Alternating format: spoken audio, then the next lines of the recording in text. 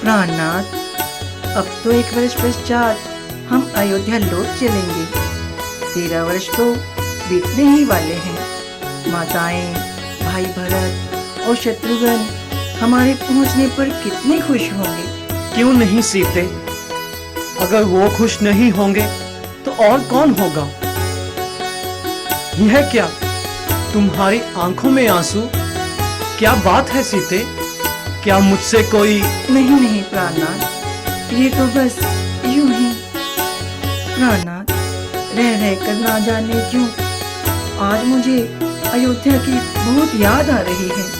प्रिय, पंचवटी में जहां इतना समय अच्छा व्यतीत हो गया है, अब तो बस कुछ दिनों की बात है। बीत गए सब दिन खुशी से, कुछ दिनों की बात है।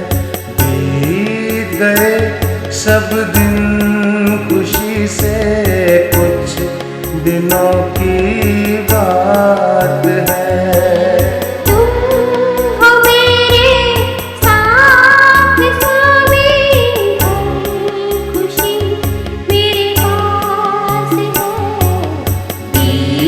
गए हो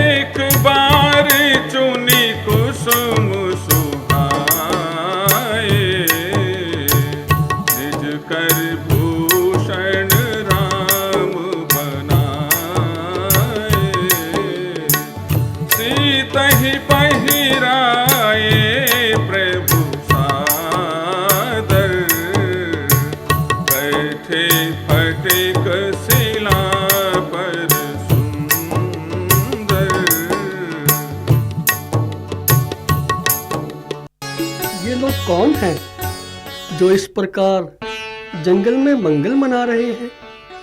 ऐसे सुंदर युवक तो मैंने आज तक नहीं देखे। यदि ये मुझे स्वीकार कर लें, मेरी तो तकदीर ही समझ जाए। अच्छा, बात चला कर देखती हूँ।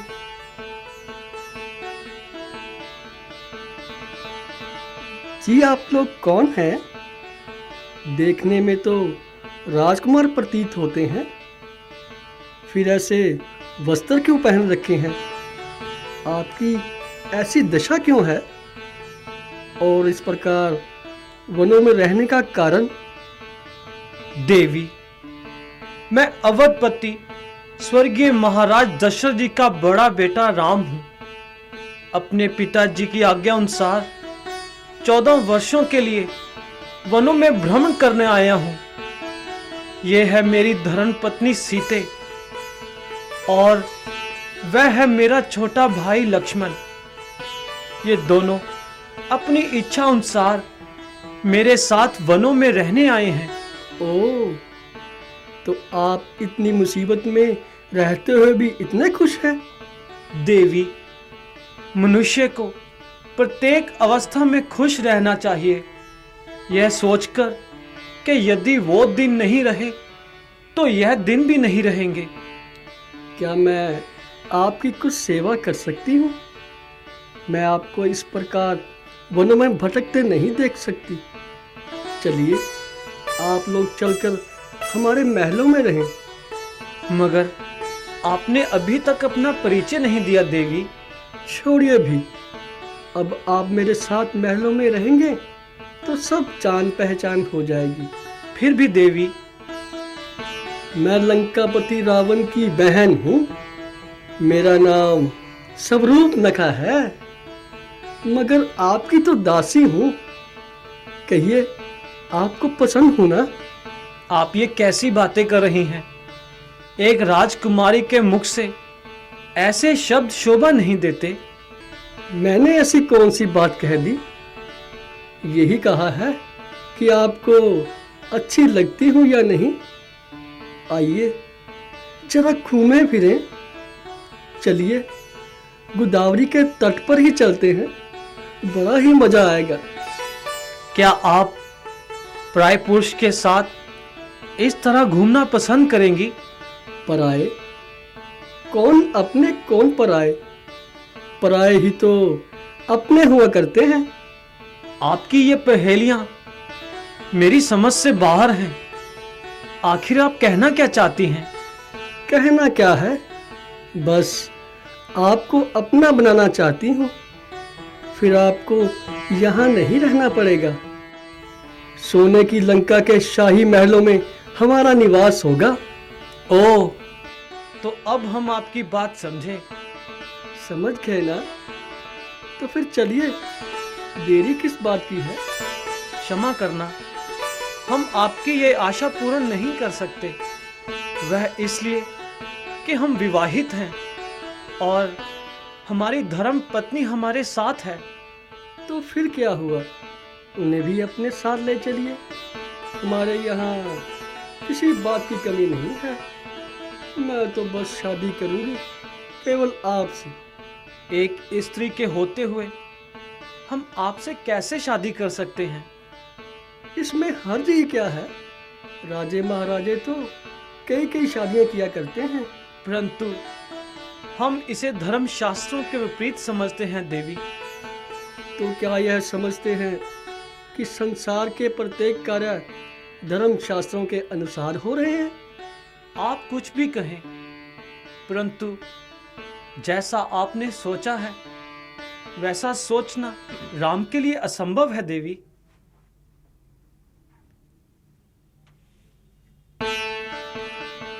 ठीक है, राम नहीं तो लक्ष्मण ही सही। मैंने कहा जी, अजी मैं आप ही से कह रही हूँ। क्यों, वह नहीं माने? मानने ना मानने की बात तो तब थी जब मैं उनसे कुछ कहती। मैं तो यूं ही उनसे दिल लगी कर रही थी। इसलिए कि देखूं वो क्या कहते हैं। वास्तव में प्रेम तो मुझे आपसे उसी समय हो गया था जब आते ही मेरी नज़र आप पर पड़ी थी। वो काला कलूटा बैंगन लूटा मुझे तो एक नज़र नहीं भाता। आप तो देखने में कितने सुंदर हैं। मैं तो शादी करूंगी केवल आपसे। आप में भी किस बात की कमी है? चंद्रमुखी मृग नयनी रंग है तो कुंदन की तरह चमक रहा। निस्संदेह आप बहुत सुंदर हैं। शायद आपके माँ बाप ने आपका नाम सोच समझ कर रखा है, स्वरूप नखा। क्या नाम है, स्वरूप नखा। जैसा नाम सुंदर वैसे देखने में सुंदर। छोड़िए भी, मुझे शर्म आती है। एक बात पूछूं आपसे? पूछिए पूछिए, देरी क्यों कर रही हैं? क्या मैं सचमुच आपको सुंदर लगती हूँ? हाँ हाँ, आप बहुत सुंदर हैं। तो फिर देर किस बात की है? आइए चलें। दोनों को यहाँ पर जंगलों की खाक छाने दो। हम चलकर महलों में रहेंगे। देखिए, आप मुझसे शादी करके एक राजकुमारी से दासी क्यों बनना चाहती हैं? दासी? छी छी छी, ये आप क्या कह रही हैं? ठीक ही तो कह रहा हूं। शायद आप नहीं जानती कि मैं श्री रामचंद्र जी का सेवक हूं। उनकी सेवा करना ही मेरा धर्म है।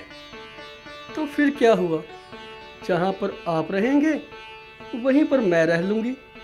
आपके लिए दासी तो क्या, मैं भिखारन बनने को तैयार हूँ। आइए मेरे देवता। खबरदार, खबरदार, जो मुझे छूकर अपवित्र करने की कोशिश की है। ये एकाएक आपको क्या हो गया? अभी अभी तो आप अच्छे भले थे।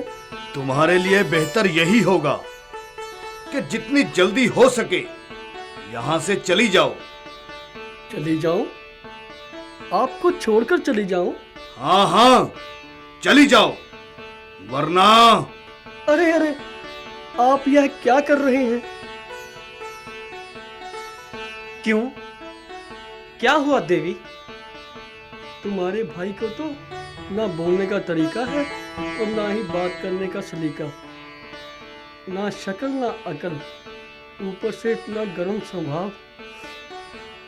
मैं तो बस आप ही से शादी करूंगी।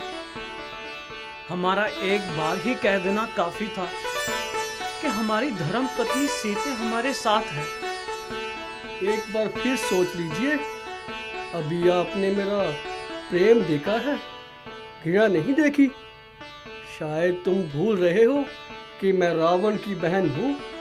सिर्फ एक इशारा करने की देर है, वो तुम्हारा तो क्या, तुम्हारे सारे खानदान का नामो निशान मिटा देंगे। बस बस ओ बेहया, अब और आगे ना बढ़, यही रुक जा।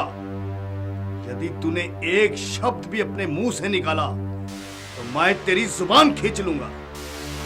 पहले लालच देकर हमें धर्म से गिराना चाहा, और अब रावण के बल का खौफ दिखाकर हमें डराना चाहती है।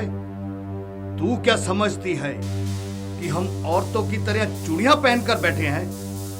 आज तक इतनी बेशर्म स्त्री इस जमाने में नहीं देखी। और लानत है ऐसे भाई पर जो अपनी बहन को काबू में नहीं रख सकता। ऊपर से रावण की बहन होने का नाज करती है। मुझे यकीन है तू उसके पास जरूर जाएगी और अपनी मक्कारी का जाल फैलाएगी। मैं सब समझती हूँ कि तू क्यों इतना गला फाड़ रहा है, मुझे और मेरे भाई को अपमानित कर रहा है।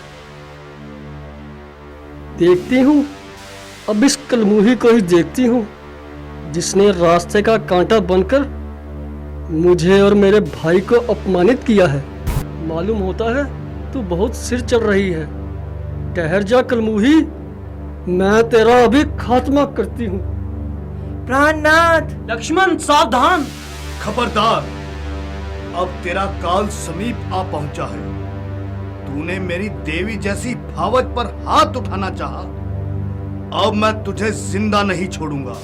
लक्ष्मण अति लांघव सो, नाक कान बिनु कीन्ह, ताके कर रावण कहे, मनो चुनौती दीन।